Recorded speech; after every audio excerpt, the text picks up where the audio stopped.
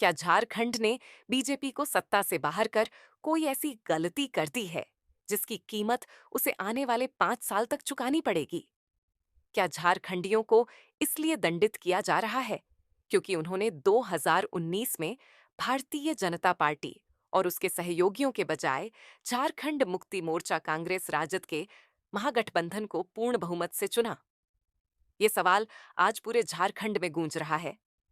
क्या कथित double engine सरकार की थ्योरी को नकारने की सजा झारखंड को आर्थिक उपेक्षा के रूप में मिल रही है? क्या बाबूलाल मरांडी की जगह हेमंत सोरेन को तरजीह देने का खामियाजा राज्य को भुगतना पड़ रहा है? और क्या केंद्रीय एजेंसियों के दबाव में झुकने के बजाय लड़ने का फैसला करने के कारण झारखंड को केंद्र से सौतेला व्यवहार झेलना पड़ रहा है? झारखंड, वह राज्य जिसके यूरेनियम से देश परमाणु शक्ति बनता है। झारखंड, जिसका कोयला पूरे देश के घरों को रोशन करता है। फिर सवाल उठता है कि आखिर उसी झारखंड के साथ लगातार नाइंसाफी क्यों? राज्य गठन के 25 साल बाद भी झारखंड का नौजवान बेरोजगारी, बीमारी और गरीबी से जूझने को मजबूर है। 1 फरवरी को केंद्रीय वित्त मंत्री निर्मला सीतारमण ने बजट पेश किया, लेकिन झारखंड के हिस्से में क्या आया? रांची स्थित लगभग 100 साल पुराने कांके मानसिक स्वास्थ्य संस्थान के अपग्रेडेशन की बात और राजस्व में राज्यांश। इसके अलावा आर्थिक संकट से जूझ रहे झारखंड को ऐसा कुछ भी नहीं मिला जिसे राहत या संतावना कहा जा सके। 2 फरवरी को झामुमो के 47वें स्थापना दिवस पर दुमका में मुख्यमंत्री हेमंत सोरेन ने इसी मुद्दे को मजबूती से उठाया। उन्होंने कहा कि देश के कुल खनिज संसाधनों का करीब 42% हिस्सा झारखंड में है, लेकिन केंद्रीय बजट में झारखंड का नाम तक नहीं लिया जाता। मुख्यमंत्री ने इसे खुला अन्याय बताया और कहा कि झारखंडी इसे चुपचाप सहने वाले नहीं हैं।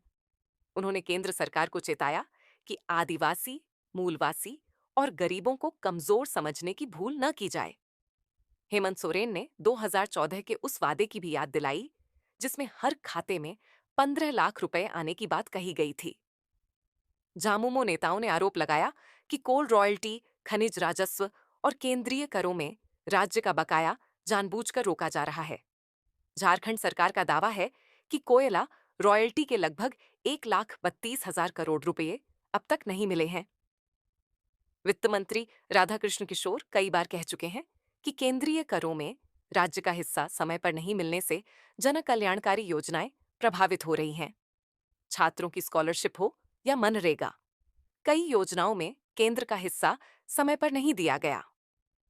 मनरेगा की जगह लाई गई विकसित भारत रोजगार योजना में राज्य की हिस्सेदारी घटाकर 60% कर दी गई, जो पहले से आर्थिक संकट झेल रहे झारखंड के लिए दोहरी मार जैसी है।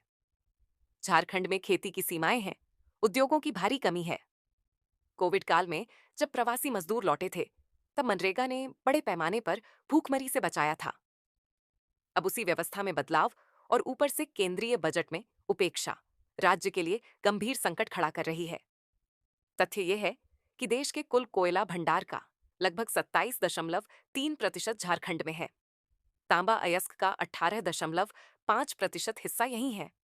यूरेनियम, बॉक्साइट, अभ्रक, चूना पत्थर, ग्रेफाइट और लौह अयस्क जैसे बहुमूल्य खनिजों का विशाल भंडार झारखंड के पास है, लेकिन खनन का अधिकार केंद्र के पास है और राज्य को केवल रॉयल्टी मिलती है, वह भी समय पर नहीं।